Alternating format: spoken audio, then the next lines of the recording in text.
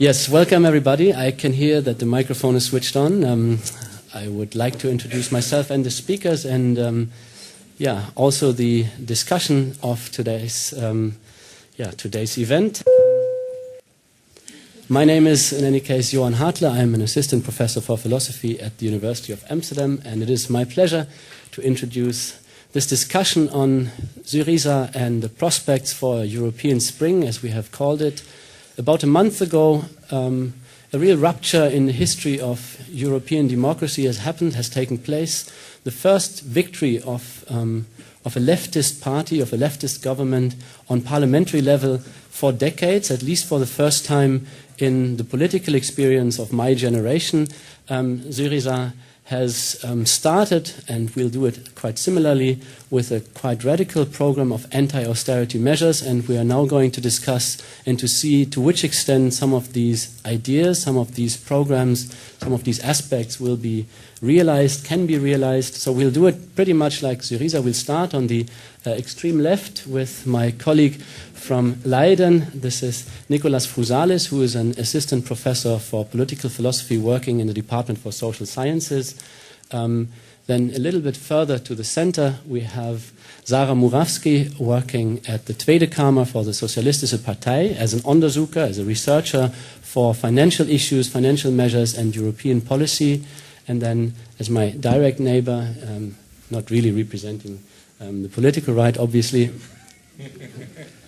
we have Dimitris Pavlopoulos, who is an assistant professor for sociology at the Free University here in Amsterdam, with specific research on labor issues and flexibilization. I actually forgot to mention what the research topics of our first speaker are. And Nicholas is particularly working on issues of social justice and analytical Marxism.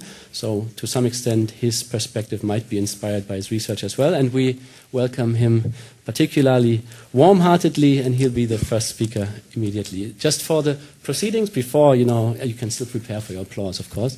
Before we get started, we'll have these three presentations in a row. Then I'll come up with a few questions to the speakers before the discussion will be opened to the audience, because we want to have a discussion with everyone present, of course. Yeah, thank you very much, and thank you for welcoming Nicholas. Can you hear me? Can you hear me in the back? Yeah? Well, let me start with this. There's this old joke of the guy who goes to the tailor and to get this custom-made suit. And the tailor, and he says to the tailor, the arms are too long. Don't worry about it. Just hold your hands back. And the collar is too low. So the tailor says, don't worry, just raise your back a little bit. But the trousers are too long. Don't worry about it. Just walk on your toes. So the guy gets out of the shop and starts walking. So everyone says, poor guy, look at him. Look at how he walks. Look at how he moves. Yeah, but great suit, though. I think this more or less encapsulates the relationship between the so-called pigs, the periphery of Europe, and the euro over the past 5-6 years, perhaps longer. So how did we get from here to there? Huh? So Greece and Spain, 27% unemployment, millions of people in poverty, an explosion in inequality, racism, and xenophobia that we haven't seen since the 1930s. So the question is, what are we to make of these things, and how are we to proceed from here onwards? Now, one of the reasons I take it that Syriza was swept to power in the elections of the 25th of January was precisely that it promised the best of all possible worlds. It promised prosperity, or at least an end to austerity, within the euro. Now, recent developments, in my mind, raise the question whether this was not actually a fine example of wishful thinking. And so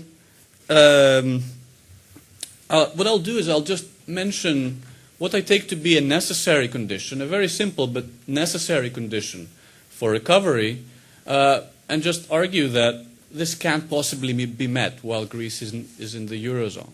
And then I'll just end with a couple of ruminations about the nature of the Euro. So, what has happened in Greece, but also in the rest of the European periphery, you know this much better than I do, since 2010, 2011, has been this impeccable neoliberal, neoclassical logic of cutting wages, cutting pensions, in the hope that profitability would recover and eventually the economy would recover, all the while countries managing to meet their obligations, reducing their deficits, and being fine with their creditors. So this is a standard logic which has been, in my opinion, refuted over and over again through dozens of structural adjustment programs run by the IMF the world over. But there's something special about this logic, which might be called the political economy of property, which is that it strengthens and it aims to strengthen the capital share of national income. And that's how you get out of the recession and austerity. Now, there's an alternative logic which Syriza claims to espouse, which is that you get out of austerity not through a political economy of property, but rather through a political economy of labor. And you do that by strengthening wages, strengthening pensions, strengthening collective agreements, strengthening trade unions, introducing perhaps a 35-hour week to reduce unemployment, by blocking or stopping privatizations, and perhaps also strengthening worker control in areas where there's abandoned or bankrupt industries that go into the control of the workers. Now, this is what's distinctive about this way to recovery and this logic of recovery is that it's not aimed at strengthening capital, but it's rather aimed at strengthening labor. And Syriza claims to espouse this set of strategies and policies. But then the question becomes, how is this set of policies set out by the Thessaloniki program set out by Syriza to be funded? This is the question that everyone asks. How are you going to fund a political economy of labor which requires deficit spending, which requires spending money for public works, requires rehiring people in the public sector, when you can't print money because the darn thing is run by bureaucrats in Frankfurt? And in addition to that, of course, you have this mountain of excrement, the national debt, which has accumulated over decades of irresponsible, immoral, and illegal behavior by generations of the political caste in Greece. So the question is, how on earth are we going to achieve this, given that control of the money, the currency, is not in the hands of the country? And so this brings me to the final point I'd like to make, which I think is rather significant in the present conjuncture. So, and has to do with the ECB and the nature of the ECB. Good old historians of the British Empire used to draw a distinction between formal and informal empire. Formal empire is India under British rule, for example. The jewel in the crown. That was a formal empire, under formal constitutional and military control of Britain. Informal empire, on the other hand, has to do not so much with direct constitutional or military control, but rather through economic control through other means. South America under the British Empire, or indeed South America in the 20th century under American rule, are good examples of informal empire. So under informal empire, domination flows not from the barrel of a gun, but rather from the checkbook of the banker.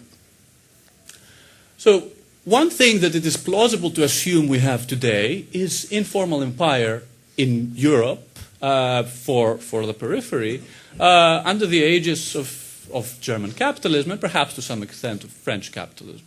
Who needs an army when you have Deutsche Bank, right? So now the question is, what are we to make of this kind of situation?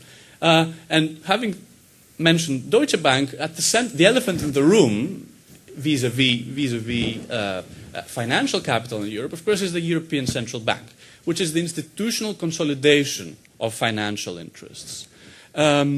And it had recently came to the fore that in 2010, the ECB forced Ireland to accept a bailout, which meant austerity, on pain of having all the liquidity to its banks cut down. So the emergency liquidity assistance that Greece, but also the rest of the pigs have been subject to over the past 4 or 5 years, all of these countries were threatened with liquidity being shut down, and therefore the entire banking system being shut down. Now, I submit that this is like throwing a life vest to a drowning mother, telling her to, only on the condition that she drowned the rest of her children. I mean, that's what's happening here. And that's what the ECB, the role the ECB is playing and has played. And we don't yet know whether things like this came into play during the negotiation that Greece went to recently, and we don't know whether the rest of the pigs have been subject to similar threats, because this is what they are. Okay, so what ways out are there for Syriza? I just want to conclude with this. I'm sure Sara and Pavlos will say more about this. But what options does an encircled army have?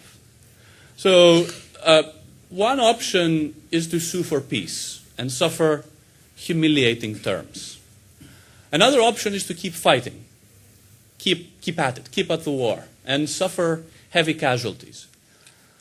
But there's a third strategy, which seems to be what Syriza is doing now, which is to bide your time, to fight the odd skirmish, force a ceasefire, and bide your time until you get some reinforcements, somehow, from somewhere. And this seems to be the only available strategy at this stage for Syriza within the context of the euro. But it's very likely, it's looking increasingly likely, that these reinforcements, if we assume that they will come too late. The election in Portugal, I think, is in October. The election in Spain is in December. So it's very likely that Greece will run out of time much earlier than that. And so it is very likely that it will have to backtrack on almost everything, almost all of the commitments it has made. But this seems to be its only hope of staying, of cancelling the austerity while staying within the euro. But be that as it may, I think recent developments have given a very strong indication that the idea of the belief in a prosperous European periphery within the euro has been completely shattered. Thank you very much.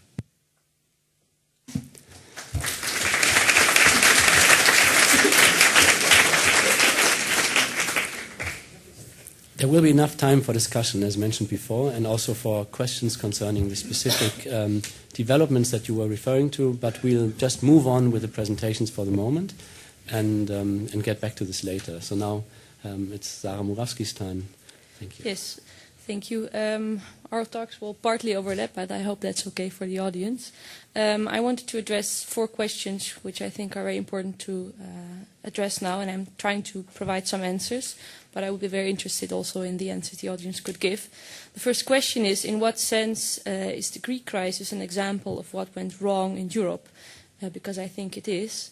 If we look at the history of Europe, which is, I think, important to understand the current situation, we see that, of course, the European Union started as a post-war project, as a project of peace and stability, sustainability and commonwealth, although we must say that its agenda has always been partly pushed by big corporations. If you think of the beginning of the European Union, it's of course the community of coals and steel, and we shouldn't forget that. But I think one important point which marked the turning point in the European history, which was also mentioned by the former speaker, is the construction of the Eurozone, which came with the Maastricht Treaty. And what basically happened there is that there was invented a monetary union without a political union. And this had very large consequences for European economies, because the euro implied a lot of new economic governance, which was very centralist. And this, of course, was a development which went at the cost of national sovereignty. And if you look at the treaties that followed, especially the Lisbon Treaty, I think it even strengthened the centralist governance which is taking place in the EU, and it gave Brussels much more competencies regarding very national important matters such as pensions, the housing system, our social security, our education, and all other terrains, which are clearly, I think, the terrain of national governments, and that's also the place where their democratic legitimacy is founded on. So I think the Eurozone turned into a very non-democratic institution due to all these treaties. And I think that the consequences thereof was also that European civilians got very much estranged from whatever used to be some kind of European project. And the character of Europe itself also changed since Brussels turned into a very powerful government-like institutions, because we cannot really call it a government. And it also works in a very undemocratic and non-transparent way. And I think this has only continued in the past years, where austerity policies were being pursued. And it's a trend which is probably most likely going to continue in the next years if nothing happens. And in this sense, Syriza, I think, provides a new perspective on Europe. Now, why I think that Greece is really exemplary of the Europe that we live in now is that, of course, the structural reforms that were pushed on the Greek agenda were exemplary of how European institutions sort of took over of national governments. And I think we all know, it was all mentioned, what the terrible consequences of these austerity programs were. I mean, 1 in 2 youngsters in Greece don't have a job. There's a lot of poverty. A lot of people don't even have food or electricity anymore. And if you look at the healthcare system, it completely collapsed. So this kind of policy is unfortunately being pursued not only in countries who had, big debts, but also, for example, in the Netherlands, which is, a rich country originally. So you see the same kind of logic, the same kind of austerity everywhere, and I think it's a very nasty development, because it implies the deprivation of human needs and human rights throughout the whole of Europe. So another question we should ask then is, I think, to what extent is Syriza a radical leftist party? To what extent does it imply radical politics? If you look at Syriza's program, I would say it's more classically social democratic. Syriza tries to pursue a program which stands for the welfare state, for tackling inequality and poverty, and of course keeping public goods in public hands. But if you look at the stance and the strategy of Syriza, I would say that it is quite radical. Syriza is really a game changer in the sense that it tries to break with the logic that is being pursued by the institutions or the Troika, with the kind of Europe we're living in now. And I think that's exactly the reason why people voted for Syriza as well. So in that sense, I think Syriza and the new government in Greece is really a new hope for Europe, because it provides a perspective on an alternative Europe that really breaks with the current logic. And Varoufakis, the new Minister of Finance, also said this very nicely in the first Eurogroup meeting. He said, "We have no intention of cooperating with the 3-member committee, the Troika, whose goal is to implement a program whose logic we consider anti-European." So he directly addresses the anti-European logic of the current institutions, and I think this was really a turning point in the whole European politics. Now, the third question is, I think, what are the biggest challenges right now? I think I see 2. One is, which was actually already framed a bit, that there is no possibility to realize Syriza's plans. And there's, of course, a very plausible risk that Syriza won't get the policy space it needs to implement its program, which will mean actually that the vote of the Greek people will be neglected. And this, of course, will also, I think, create new ground for right-wing in Greece, which already has a pretty strong position, if you look at the Golden Dawn. So that's a very dangerous but very plausible risk. And the second is, which is already going on and which went on throughout all the crisis, is that the European people themselves are being played off against each other. And we all in the West sit here in the Dutch newspapers. We read about the lazy Greeks who drink their ouzo on their non-privatized beaches, and we have to work hard and we have to pay for their debts. So the framing has been really awful. I think there's a small and positive change in that, but still the sense is, we're not going to pay for their crisis, and we want our money back. So instead of uniting people, people are being played off against each other by politicians, also in the Netherlands. And I think that's a very wrong development, because people should, fight a certain system and not each other. And then the fourth question, which follows these two threads, is what can the European left do? I think there are three main points. In the first place, we should respect the electoral outcome. And politicians should hammer on the fact that people voted for a party who wants a different kind of logic, that wants a different kind of economic governance, and wants to break with the top-down austerity policies. That's also why people voted for Syriza, and whatever the outcome will be in the end, I think this election result should be respected. In the second place, we should put the Greek people on the first place, which means that the creditors of Greece aren't the main characters here. They are the Greek people, and their needs are on the first place now. We know that they live in poverty. We know that they have suffered from all the austerity programs. So it's really time to change that, and that this means that political parties and politicians should put political pressure, I think, on the institutions, on the Troika, but also, of course, in public, show their support and solidarity with the Greeks. For example, here in the Netherlands, we have sometimes demonstrations on the Dam. Often it rains, so a lot of people don't come, but today it also rains and a lot of people came, so I'm quite hopeful that in the next demonstration more people will show up. The third thing is that we should have a debate in the whole Europe, I think, about democracy in Europe. Because I think the election result here, the fact that Syriza won, should inspire European politicians that there is a chance and there is the opportunity to break with the current Europe. And there's really the need of a fundamental discussion, I think, of our democracies here, because so many national governments have seen their national policies being broken down by the Brussels regime. And this could also provide a turning point in that respect. That we see, of course, in Portugal and Spain, but also in the Netherlands. I think the discussion should be, okay, which way to go now? I mean, what does this election result imply? So, concluding remarks. I think politics, to me, and radical politics in particular, is always about breaking with the consensus and having the right to say no. And I think Syriza is a great example thereof. And I hope we can have this discussion in the Netherlands as well. That's it for now.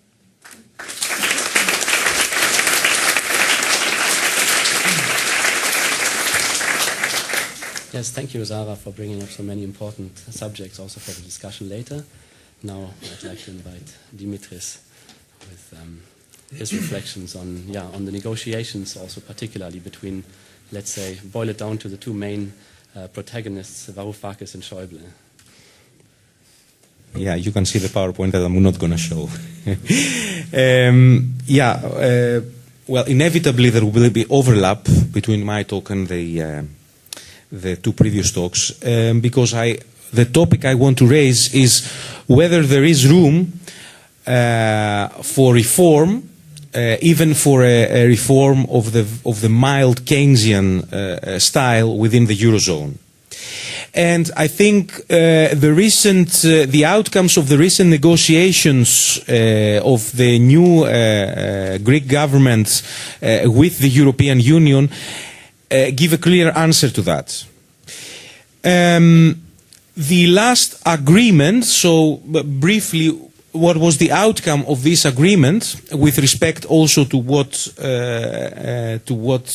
was the electoral the elections program of Syriza, is that Syriza had to give up the bulk of its elections program, and meaning that it had to give, they have to give a promise that the whole sovereign debt will be repaid and on time, that the policy of primary budget surpluses will be maintained, so then the room for expansive fiscal policies for the benefit of the people is quite limited. The main direction of the previous program, the previous austerity program, not the specifics, but the basic ideas of the previous program had to be accepted, at least on paper.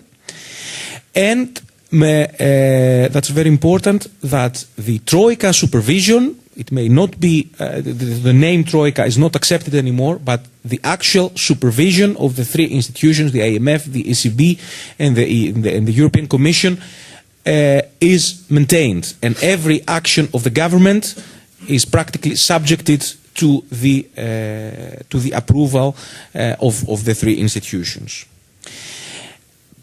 I have to say that the issue of public finances, even for these 4 months, has not been solved by this agreement, and the Greek Ministry of Economics has to further negotiate on that. In the beginning of March, they still need to find 1 billion euros to repay the IMF, and they still don't know where to find this money.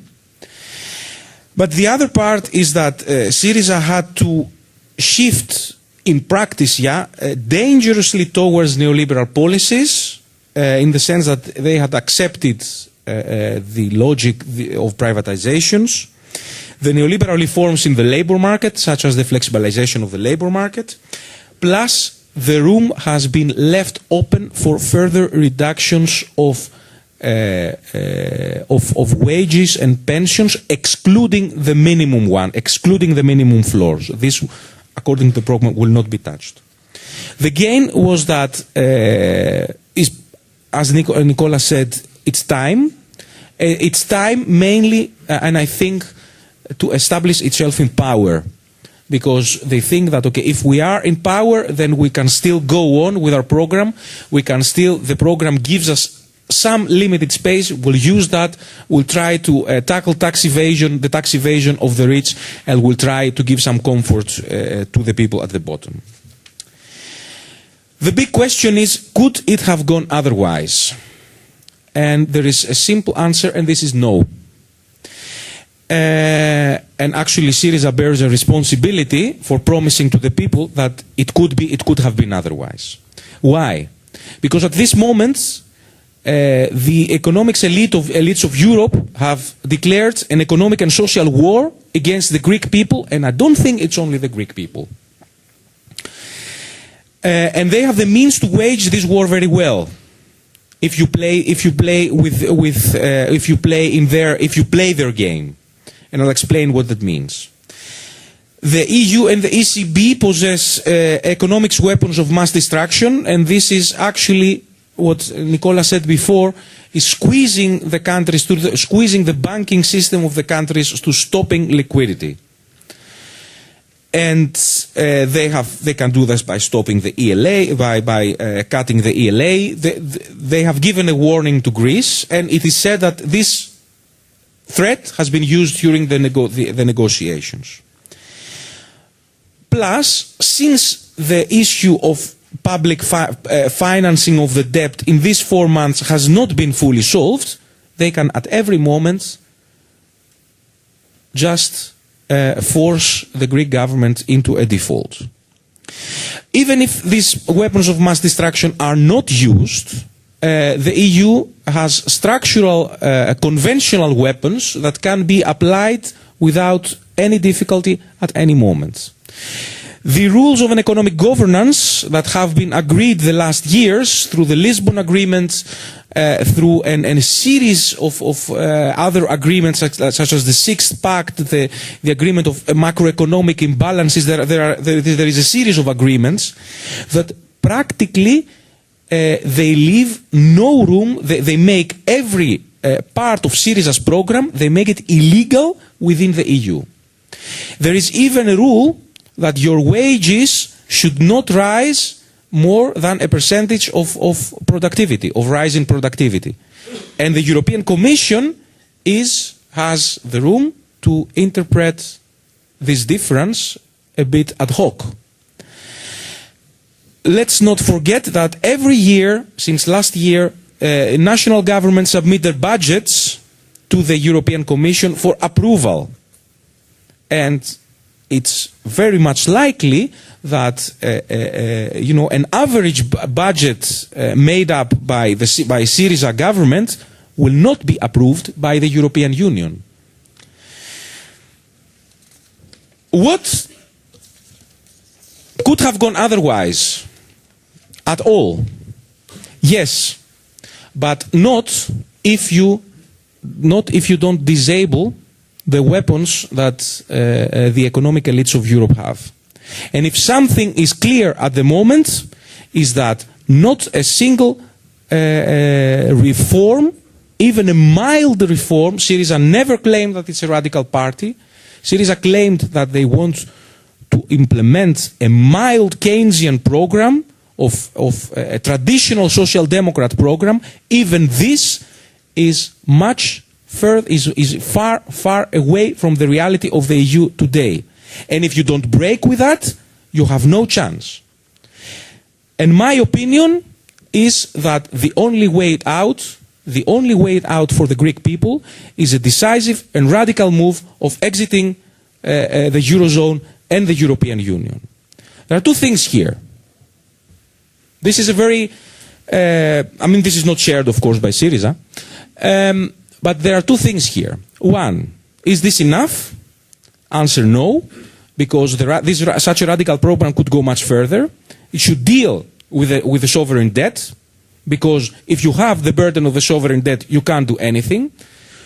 So, if you want to do something, if you want to achieve something, you should go unilaterally for a debt write-off, and on this basis invite the creditors to renegotiate, but not the other way around.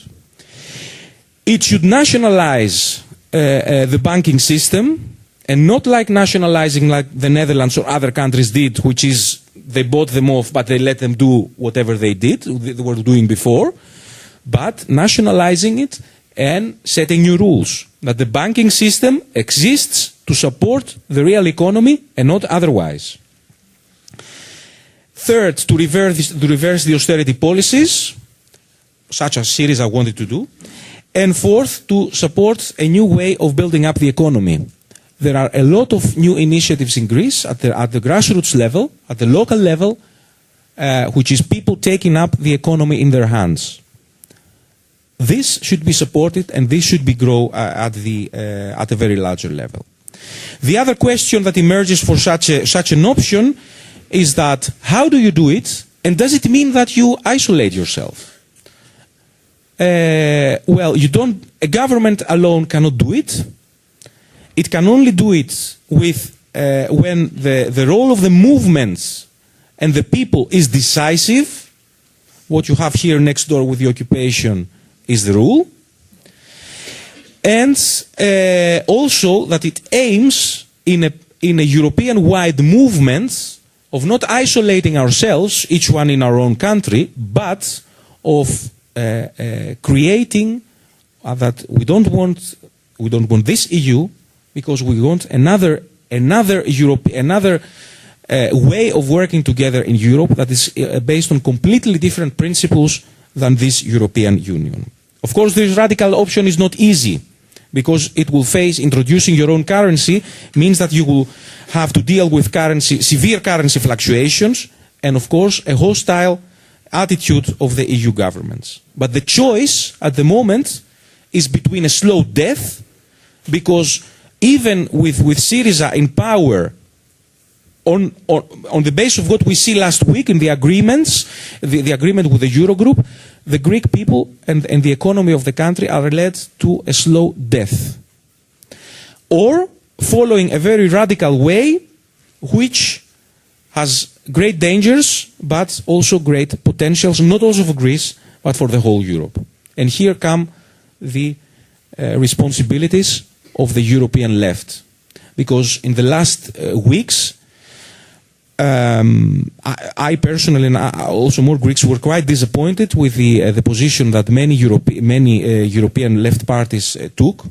For example, not even Podemos, the allies of Syriza, Syriza is waiting for them, did not came out to say clearly that yes, the sovereign debt of Greece has to be written off, as it should be of Spain and as it should be of also other countries. Because, of course, they would have electoral costs in their own country. So the way is, the challenge for the European left is how to build a European movement, a pan-European movement that will not only fight off austerity policies, but how will change things and change the course of the whole continent. Thank you.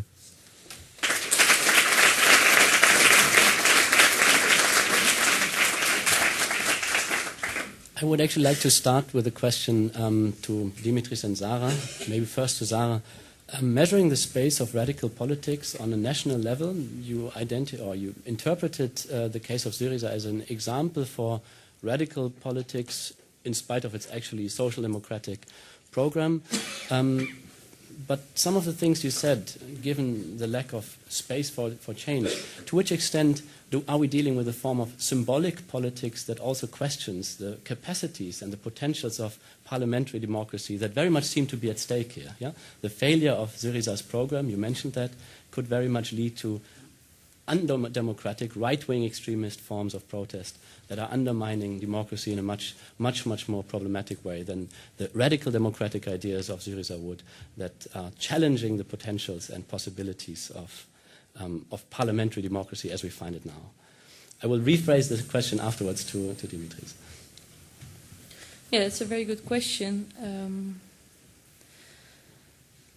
I think the most recent list also provides some perspective for Greece, which is different from the current situation where it has been into now. For example, if you look at the budget surplus and the fact that our financial minister said you don't want to privatize those two companies.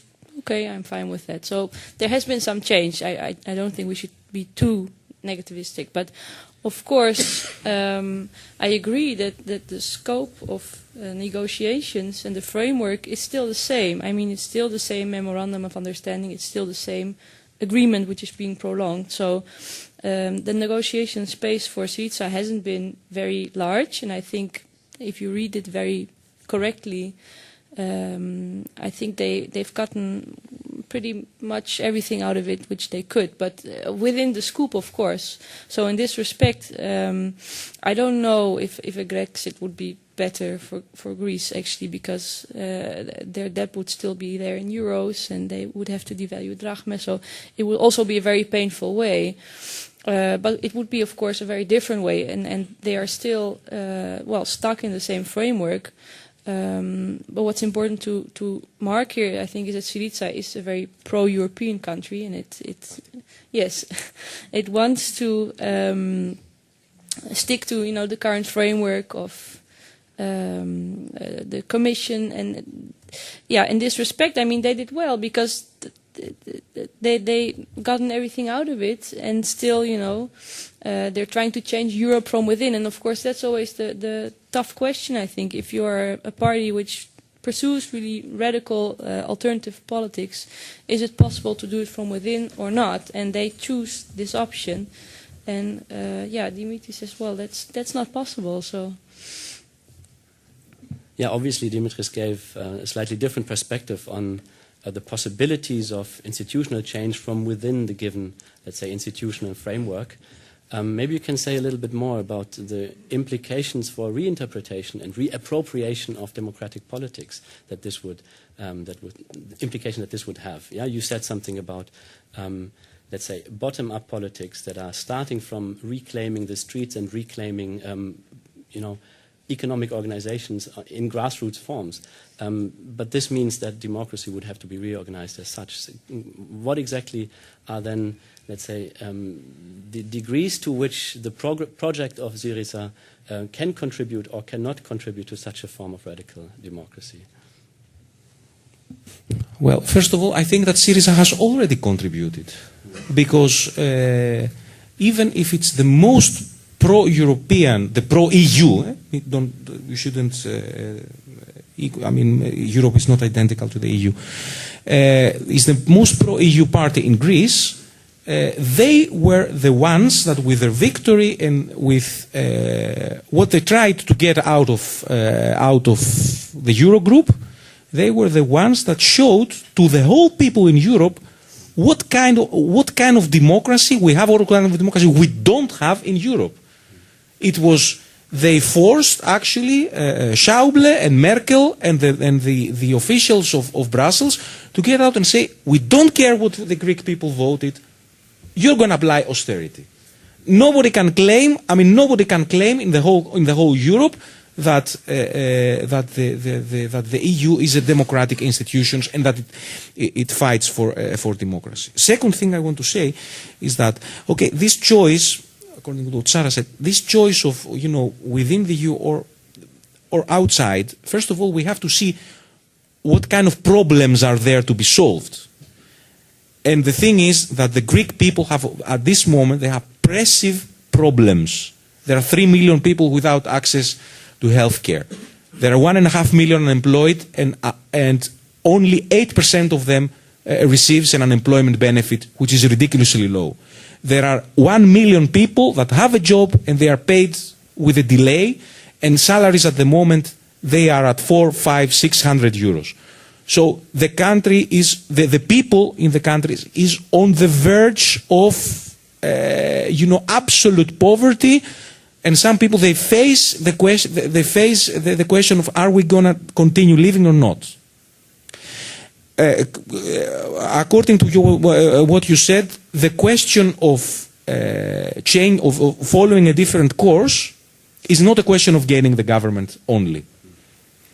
I mean, it's great that the left came first and formed the government in Greece, but this doesn't change the state apparatus of Greece. Because the state apparatus, if we forget what was happening the last 30 years, the last 4 years, it was a state apparatus implementing fiercely the austerity policies. And some people at the top gaining from them as well.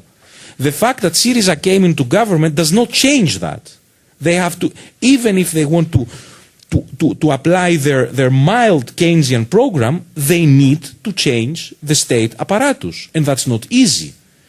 And if you want to make it more radical, if you want to go to such a radical option that I said, of course you can't do it with an empty square. You need hundreds of thousands of people mobilizing, not only just demonstrating, but also demanding things and organizing things in practice. You need people organizing production and taking in their own hands with cooperatives, production, food production, companies, even the state. So you need a lot of support and a lot of mobilization between the people. So you need really something radically different. Nicholas, you mentioned the geopolitical, if you like, or post-colonial almost situation of informal empire of Greece as a country that is, let's say, in a heavy form of geopolitical dependency of Central European banks. I was wondering to which extent one should also look into history a little bit and discuss the rise of the European left, and we are also here to discuss the possibilities of a European spring, somewhat optimistic wording, of course, the rise of the European left in the Mediterranean countries against the background of NATO-supported military dictatorship and the credibility that the left has gained in its struggle against these dictatorships. This certainly holds for Portugal and Greece, and probably to some extent also for Spain. What are your thoughts on this?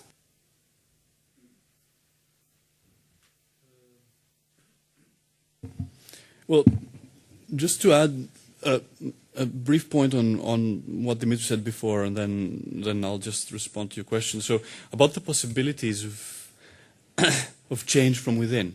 Now, I just want to add that change from within, recovery from the austerity for the European periphery is very easy. So one very easy thing that could be done, and which Varoufakis and others have proposed, was a partial mutualization of debt, a partial unification on the fiscal level. Of course, the recent developments show that this is extremely unlikely to happen. But this is a very easy and straightforward solution. So we are. What's happening shows that we are unwilling, that Europe or the EU is unwilling to make very minor sacrifices.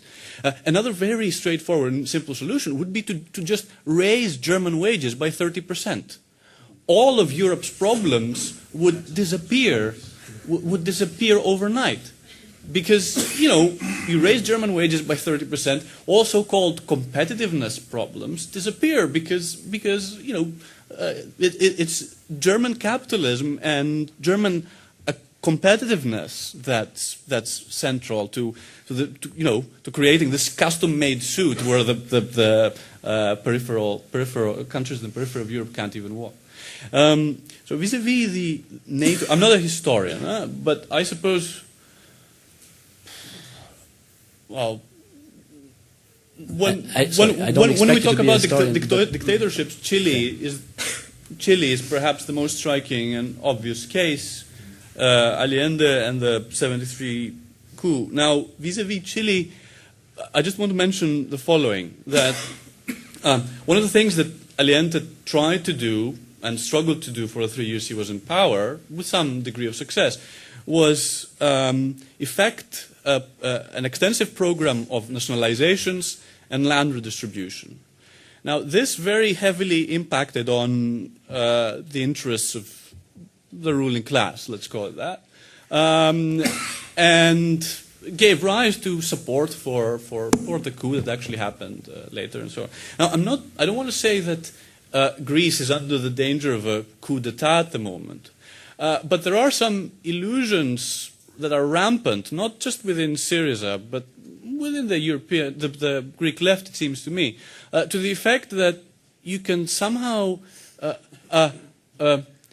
abolish Catholicism by killing the Pope, as it were, as Marx says in a separate connection, that you can change the deep-seated structures of the European bureaucracy and the European state apparatuses just by changing the leadership. And that seems to me a mistaken belief, a completely misguided belief, that might create problems in the future.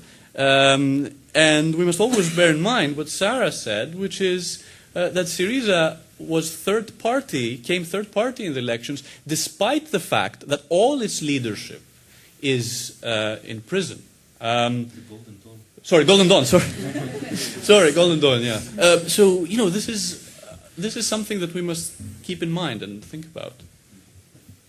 But before we open up the discussion to the audience, I would still like to hear some remarks on the specificities, but maybe also about the conditions for generalizing the Greek case. You said a little bit about this in your presentation, Sara, that certain forms of austerity measures, and I mean university teachers, university students should at this point be very well aware of this fact, do very much apply, and I mean we're here, yes, it is a genius loci basically, very much apply on very many different levels in very many different countries. However, there are also some quite specific historical conditions, some quite specific geographic conditions that influence the rise of the left in Spain, particularly in Greece. So to which extent is it and is it not generalizable? What is precisely the kind of momentum that the left in, let's say, the non-Mediterranean countries could gain from it? And maybe you want to start, Sara. Well, I think what they share is that the big countries experience the same kind of consequences of the austerity policies. And that's, for me, the core. I mean, you have it in Portugal, you have it in Spain, you have it in Italy to a certain extent, and in Greece. And of course, Greece had many dictatorships, and it has still, I think, the biggest military in Europe, relatively. So it has its own history. But I would say that people are really angry now because their welfare state is being demolished completely, and the minimum wages are being cut. And the whole debate has been exacerbated, of course, by people like Schäuble and also by movements like Pegida, who are really saying, well, the Greek are guilty, you know, it's their own fault, and they wanted to lend the money, etc., etc. So it's a very one-sided story, and this story is, I think, told to the whole of Southern Europe. Whereas if you look at the history of the euro, we see that the northern countries really profited from it because we had very big trade surpluses, and we declined to hire our wages. So there's a very big discrepancy, I think, between the economies in south and north of Europe. And this is what they share, and I think the people in the south also see that. So in that sense, I think they are generalizable. And I mean, the solidarity of northern countries has been very minimal. And I think this is a very concrete reason for people to be angry. I believe that the whole crisis is much less of an issue of difference between countries. I used a bit of an extreme expression in my talk, saying that the European Union is waging a war against the Greek people, and not only. Well, I think that this war is not, it's an economic war, yeah, and a social one. It's not waged only against the people of the south and the periphery. Maybe it's harsher, but the war, this austerity started from Germany, and that's why solving the crisis by raising the German wages is easy, but it's completely out of the way that the whole EU and the core of the EU is operating at the moment. Why? Because Germany improved its competitiveness by squeezing the salaries and the rights, first of all, of its own people, with the so-called Hartle reforms in the middle of the last decade. And there, a lot of people saw their position being deteriorated, and in this way, the competitiveness of the German economy increased. But who won from that was not the German people as a whole, but a part of it. Well, that's actually here as well. The Netherlands profited from lending from the Greek crisis because they could borrow money in the international market for much lower interest rates, and they still can. But the thing is that these profits are not shared by the university teachers and by the students, or by the people that lose their jobs. There are not so many as in Greece, but still there are a lot of people who experience the crisis, despite the fact that the economy and the state as a whole is profiting from this crisis. And Nicholas, you might want to say something about just that as well. Briefly, yeah, so vis-a-vis Germany, yeah, so there's a number of things happening in Germany. The most important by far, it seems to me, being reunification, right? I mean, reunification massively increased the supply of labor in Germany, thereby depressing wages for a decade or more. But now they're sort of flexing, right? I mean, the unemployment is at an all-time low. There've been some strikes, and a lot will hinge on what German workers and the German working class does. But perhaps we shouldn't put all our money with the German working class. I mean, I don't know what's going to happen there. But it is significant that there's this massive sleeping giant at the center of Europe, and this is France, the French working class. And I remember already in 1843, Marx wrote that the sound of revolution, the bell of revolution, will not sound before the crowing of the French cock. Now, if France, at some point, if the French working class manages to get its act together, perhaps there would be some kind of hope of a Grèce générale, as they put it. But at this stage, there's no indication that this might happen. And in fact, there's indication that, we're going in exactly the wrong direction. So things aren't hopeful for a European spring, it seems. But luckily, this is not the last word. This is just the beginning of the discussion. So there is time, plenty of time actually, for a public discussion. Please feel free to ask questions. And if you want to, you can, of course, introduce yourself shortly with your name and your background, if you like. There's one Robin Salikatis question in the last row. Wait a second, please. Thank you. So I was. Thanks for all the presentations and comments. I was wondering whether the problem is not rather that the European spring, in a way, has started to happen, and we didn't find a way to sustain it or push it forward. I mean, after all, Syriza is interesting not only because of its substantial politics, but also because of the form of politics it incorporates, right? I mean, it grew out of the Syntagma occupation, although it wasn't identical with it, obviously, but it grew out of it, and it was adopted by the people in the square as a form of parliamentary representation that could help to sustain the movement. A similar thing is happening in Spain with Podemos, of course. And I was just wondering whether you could say more about the form that this European spring that started in the squares could take. Because, I mean, first of all, you could, of course, as Johan, I think, hinted at, doubt that seeking parliamentary representation is the best option for such a movement. It's certainly not the only one. I mean, there have been other options historically. And second of all, I would like to know, so in addition to this question, what other options are there, and is this a good choice? Second of all, I would like to know, do you think that Syriza has actually managed to reinvent the form of the party? I mean, you can't, I think, at least, sort of have a radical politics in the old form of the party. You have to find new institutional and organizational forms, whether we call it party or not, in order to sort of preserve what has happened in the squares, be it in Athens or in Madrid or somewhere else.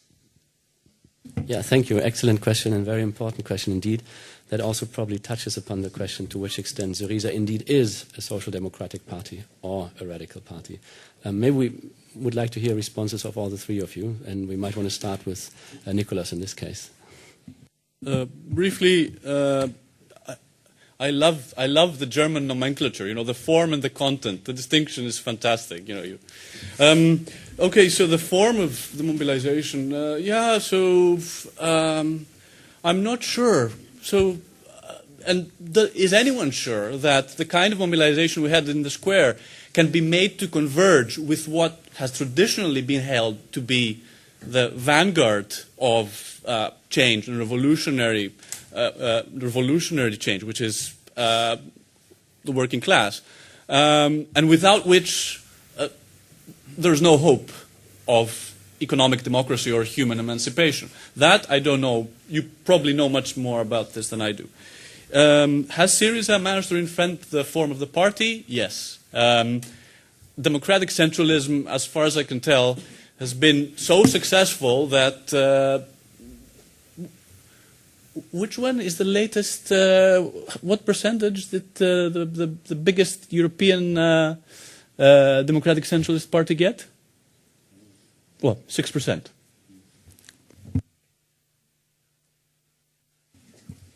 This is a hard question, I think, because Syriza still has to prove itself, of course. For now, we have a prolongation of the current program. In 4 months, there will be new negotiations, and what will happen in between? I think that's a very important question. We should watch the case closely if we want to answer the question, is Syriza a really different kind of party? I'm a bit skeptical whether Syriza is really, a radical break with classical traditionalist party politics, because I think they take part, of course, in the whole negotiation process, and they do it with a certain style, which I like very much. I mean, what you see, for example, with Vrousalis is that he really tries to frame the word reform in a new way. He said it's not a reform, it's also a deform, so we're going to do it differently. I think that's a very interesting development, but what I said before, they are still moving in the same square meter of Brussels, so that is problematic. In this sense, they didn't break with the current logic. They chose to negotiate, and in that sense, they are, I think, a classical party. I think what is very interesting is the grassroots initiative which are taking place now. I think they much more symbolize a new kind of politics, radical politics in the sense which says, you know, it's radical because it's the people who are usually represented who are now doing something themselves, who represent politics directly in a way. I think that's also a very interesting development to watch. But if you look, for example, at Podemos, who also started as a very grassroots movement, who is now more resilient and reluctant in saying, yeah, let's do the debt cancellation because of electoral reasons, I already get a bit skeptical about, you know, the framework in which the leftist parties in Europe are going to move now. So we should focus, of course, on Syriza. I think other leftist parties should also be critical towards it if they think that they are going too much with the Brussels flow. But we should specifically watch, I think, in what sense the people in Greece will take their lives in their own hands now, and to what extent Syriza will, you know, try to give them the space they need. And of course, Syriza is also bound to Brussels, so yeah, it's going to be a very hard struggle, but we should keep hope. Well, I think the last thing is the most important, in the sense that what will be crucial and will decisive whether we will have a European Spring is whether the people will be mobilized and what will be the position and the efforts that the left in other European countries is going to put.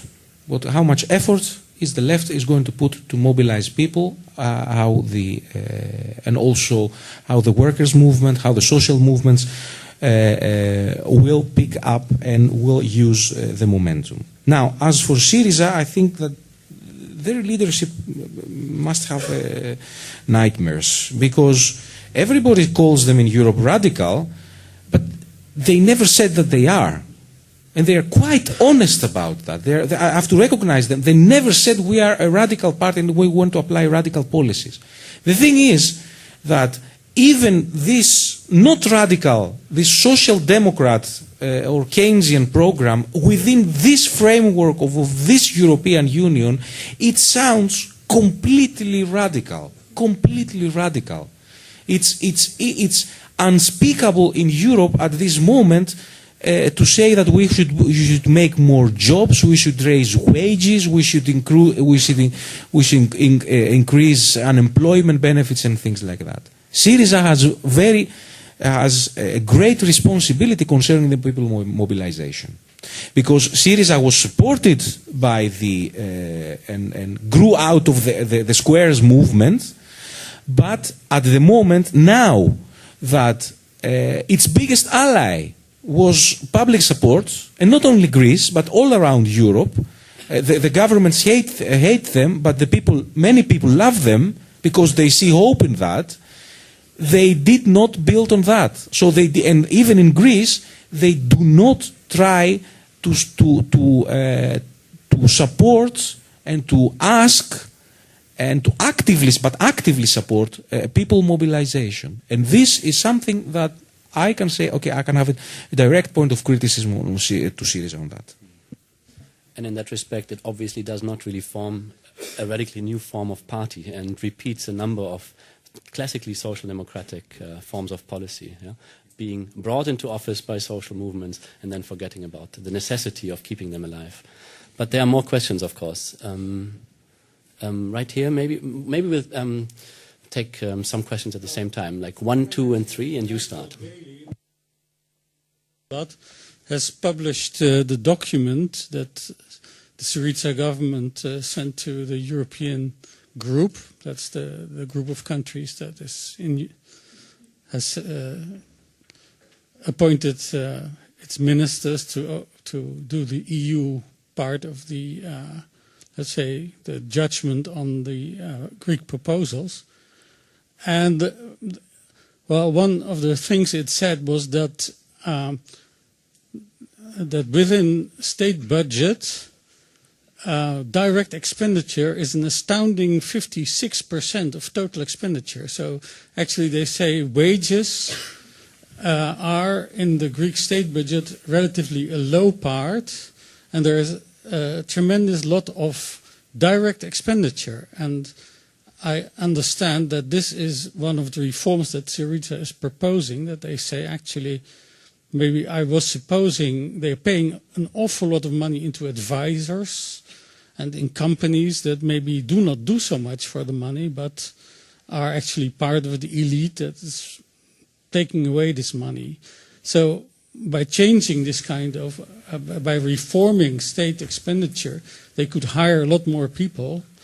As they said, they were paying the cleaners that they were rehiring from the advisors they were firing actually at the ministry. So I would like to, this suggests that there are a lot of possibilities to do practical reforming within the Greek state that might be very effective and also be applauded by the rest of Europe. Yeah, thank you. As I said, we take 3 questions at a time, and then we'll see how and who wants to respond. There was another question right there, sorry. I was just wondering, why do you say that Syriza doesn't say that they are radical? They call themselves radical, the radical left. We are lost in translation. Radical in Greek means something different than radical in the Netherlands.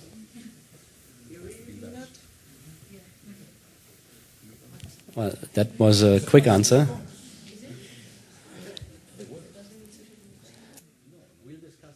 We'll discuss this before answering the question. And then we have a third question over there. Yeah, hi. I just moved from behind the column. My name is Sjoukje van der Meulen. I'm currently the chair of the PvdA European Work Group. And I have a question. About. To me, it seems that there is a kind of change within the European Union in the policies from what you could call from the depth question to the investment question. And that doesn't mean that the depth question is away, but just that there is a new tendency. I think the European Union's approach is we want to invest more, and they try to initiate that by the Juncker plan and by the quantitative easing and things like that. I know the situation in Greece is very urgent and very important, and I sympathize and I feel very much of solidarity. But at the same time, I'm just wondering if we are talking about also working from Europe within. Are you very skeptical of anything that is within this approach, or do you feel there's also some space there to maybe interact and have some sort of a dialogue? Yeah, thank you very much. So we have 3 questions, including, of course, the linguistic one, and I'd like to hear more about that. Who wants to respond? Let's start with the first. I can pick it up, but I can pick the third as well. Okay, you want to start with the third? Do so. I can do a bit of slightly on both. I agree that that's what the Syriza what they want to do is they want to find their way within the limits of the current agreement to find ways to implement their program and reducing the non-wage bill of the public sector, which has sometimes to do with hiring, expenditure that should not be made, like hiring advisors, is one way. The thing is that they already realize that this is not easy. This requires a struggle, a huge struggle of fighting a state apparatus that was built the last 30 years and more specifically the last 4 years with the memoranda policies. So they will try. To what extent they will succeed, I don't know. But the thing is that this is a drop in the ocean, in the sense that Greece has to repay until the end of the year, I think, if I'm not mistaken, 29 billion for the debt. Even if you fire all your advisors, you can't find this money. So it is just the fact that the Greek sovereign debt is not non-serviceable does not change, and Syriza cannot change it. So at some moment, this has to be resolved, one way or the other. And I think that Europe, the EU, does not show them a way of solving it. The second thing, the policies at the European level. Well, let's comment on the quantitative easing program. What is the quantitative easing program? This has been applied in the US as well, and to a different extent in Japan. It is supposed to be an expansionary policy. It's supposed to be a policy of printing money, but not in the way that we print money and we give it to the people. But the idea is that the central bank, in this time the European Central Bank, buys mainly bonds, mainly sovereign bonds, but also but mainly sovereign bonds from private banks, so increases liquidity of the private banks, and it assumes, and the designers of this program assume that the private banks are going to put this money into the real economy by giving loans. It doesn't work like that. Very little money from the ones that the European Central Bank will print will end up as loans for people that want to invest, they want to build something, they want to start a company, and things like that. Because banks, they have, first of all, they have huge debts themselves from the crisis of 2008. Secondly, because they like to invest in the financial market and not in the real economy. And that's actually, and I think if we look at what happened in the US, at the same time that the American Central Bank had a huge a huge quantitative easing program, there were thousands of civil servants fired, pensions being cut, for example, in Detroit and in other states. So this did not work in favor of the people. I'll comment on the first and third question, since my Greek is not that good. I think it's a very great example of how you see that actually policy choices do matter, the examples you gave. Because indeed, if you can choose between external political advisors on the one hand and cleaners on the other hand, of course you have a choice as a politician. And this might not be a very radical choice, but it does show that even within the current parliamentary framework you can make choices which really matter for the people. And Syriza has a lot to prove in this respect, I think, in the coming months. But I mean, I'm quite hopeful in this respect. If it comes to the questions of Sjoukje, yeah, well, the current problem, of course, with the debt is that most of it is in the hands of European institutions and European countries. And it used to be in the hands of the banks, of private investors. And these debts weren't cancelled on the crucial moment. I mean, part of it, but people or the European institutions already gave lending programs to Greece without cancelling the private debt. And that was, I think, a very wrong choice. And now the situation is different, but still I think 15% of the debts are still in hands of private investors. So we should investigate, who they are, and maybe something might be possible there. It's I think, still a part of the discussion. I mean, what we can do, of course, is lower the rents that Greece has to pay, and we can prolong or extend the current loans. But if it comes to let's say, more fundamental discussions such as the creation of money and the role of the ECB, the European Central Bank in Europe, I think it's very good that we, or politicians and also the people, grassroots movement, discuss that, because we have a system wherein private banks actually create money, and a lot of people I always get mails from civilians who say, "Well, I discovered something today. It's private banks who create the money and not the government. I didn't know that."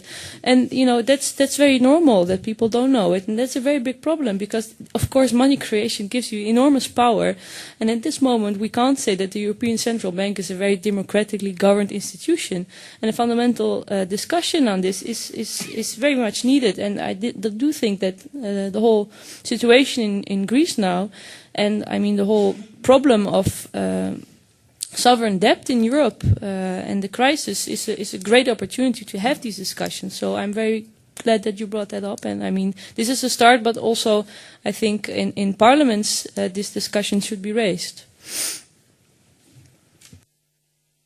Just on the second question about radicalism, I think you're right. I think Dimitris probably forgot to bring his radicalism credentials. At least I did. Do you have yours with you? I do have in my bag. Oh yeah? Can you show me maybe? Oh, what does it say? Approved by Karl Marx or something? No, approved by my colleagues at the university. Okay, fair enough. They're probably even more radical. But the point here is that there is an ongoing tug of war within Syriza, which has come to the fore recently. I do not agree with Dimitris that Syriza is not a radical party. I don't know what that means. What I do know is that there are parts of Syriza who are social democrats, and there are parts of Syriza who are radical socialists. And the question is, who's going to win in this recent tug of war that was created through the recent agreement.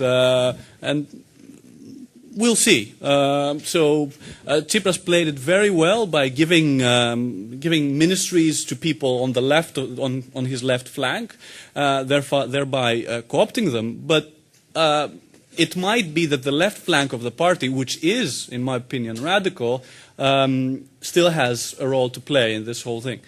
Vis-a-vis the debt and the quantitative easing, again, I think we differ with Dimitris. Quantitative easing in the U.S. reduced unemployment from 8% to its present level, which is 5 or 6. So it is not. If you work 1 hour, you're not considered unemployed, yeah? Sorry? If you work 1 hour a week, you're not considered unemployed. Well, whatever. Unemployment is lower today than it was under Bush. The point is that quantitative easing, all quantitative easing does, Dimitris alluded to this, is strengthen the banks. And make them the vessel through which livelihood in the economy proceeds.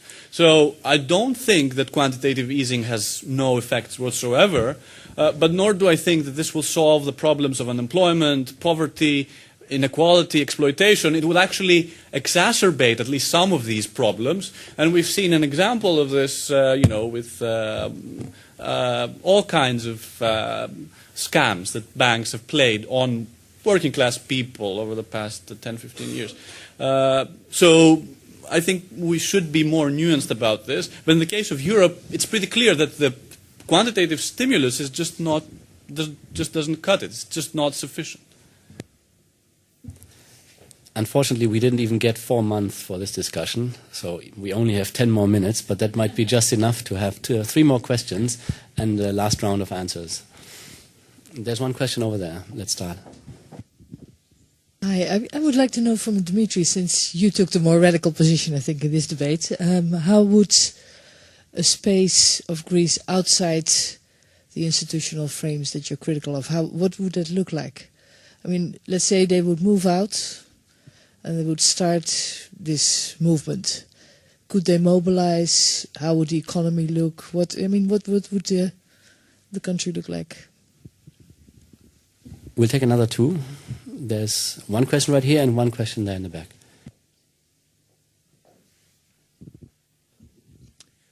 Hello, my name is Robert Nakata. Do you think Greece could make a move somewhat similar to Iceland, what Iceland has done?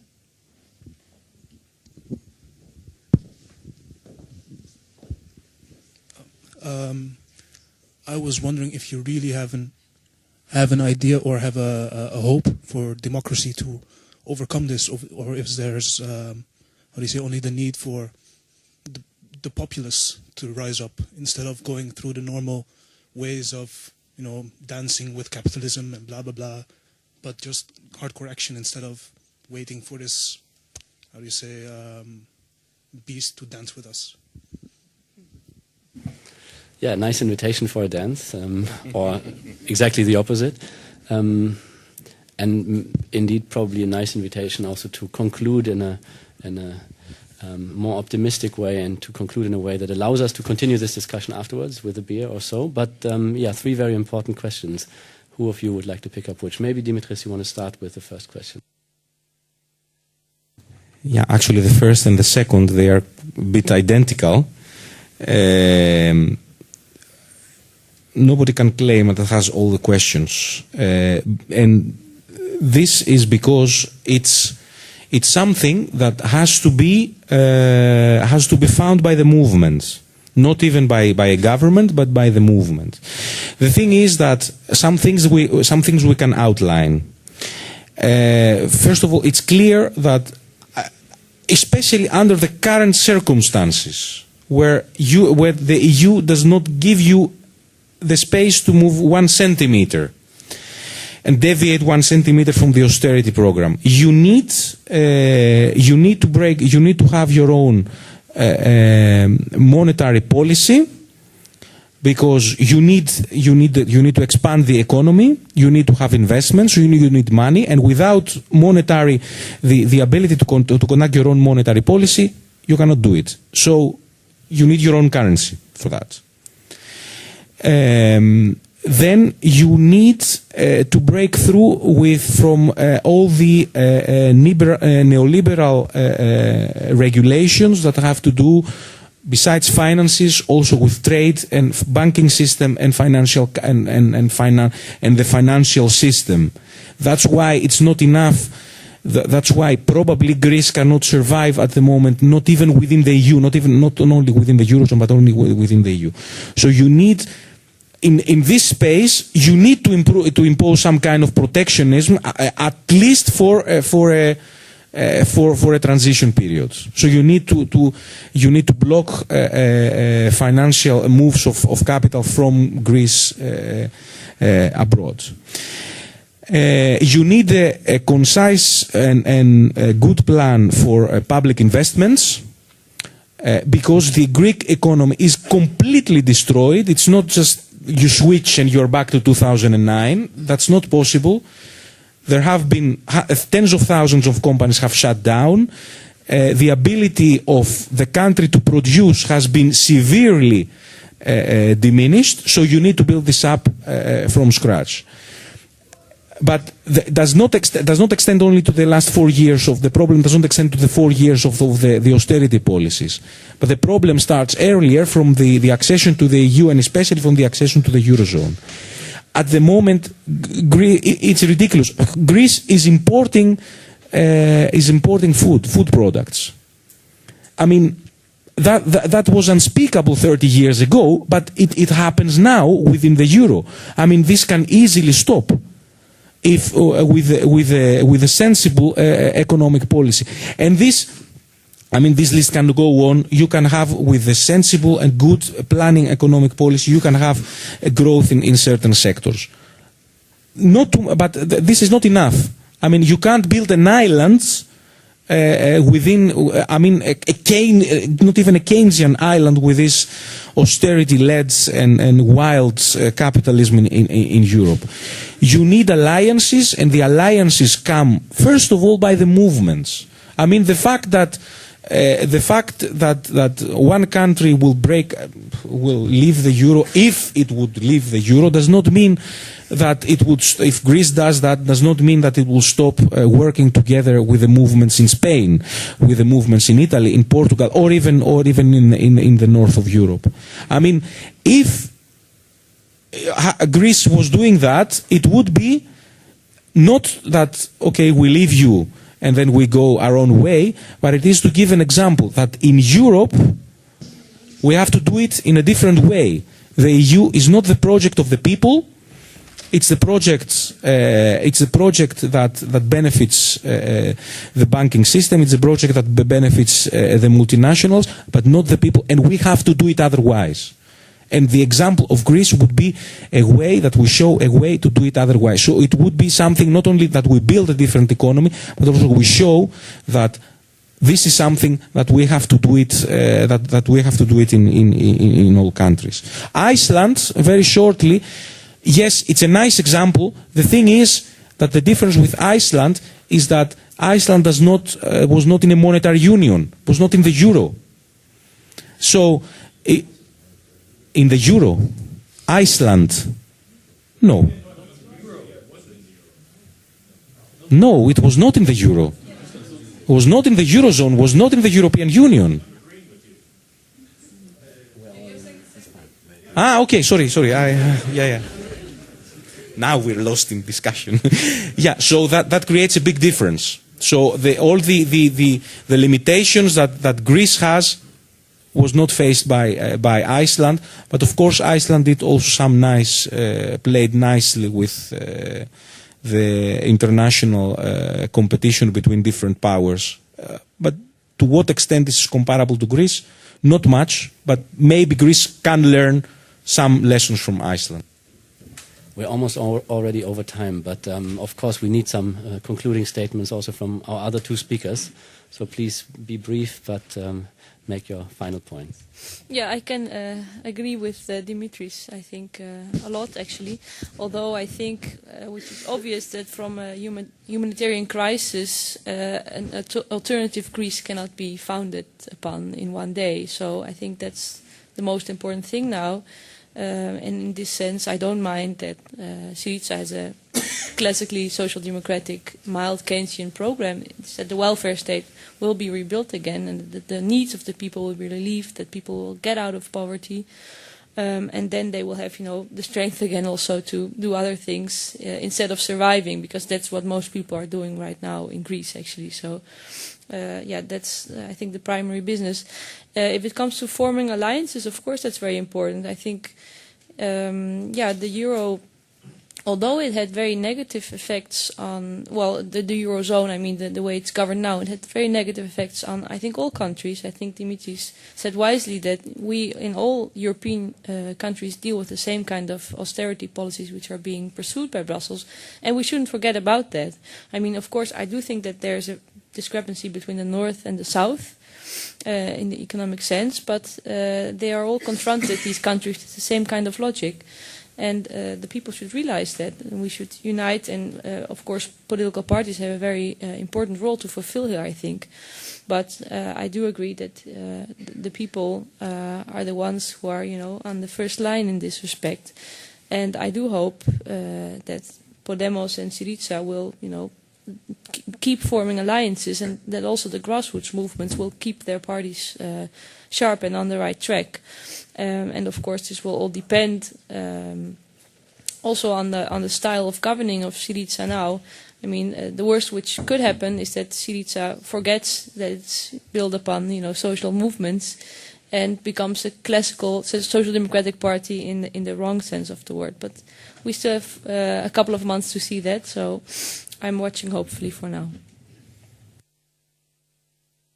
Very briefly, because Johan is going to have a heart attack. Vis-a-vis the euro, I think maybe I had police horses stepping on my foot this week. Oh yeah. No, I'm coming to that. I'll come to that in a second. Yeah. Vis-a-vis the euro, I'm sort of in agreement with Dimitris, but I think we must be much more nuanced and open about our statements. So what exit from the euro means is rationing, because basic necessities will become scarce and extremely expensive. It means massive currency devaluation, which therefore entails beggar thy neighbor policies. Greek workers will recover at the expense of Portuguese, Italian, German, and Spanish workers. And it also means that you're in complete terra incognita. I'm not saying, it doesn't follow that Greece shouldn't leave the euro, but it does follow that you should be very careful when you make judgments about how good this will be and how easy or straightforward doing that would be. So this sort of answers the default question vis-a-vis Iceland. Vis-a-vis the action now question, all I can propose is that as many of you as are available, we all walk together to the Machten House and we go there and join the debate.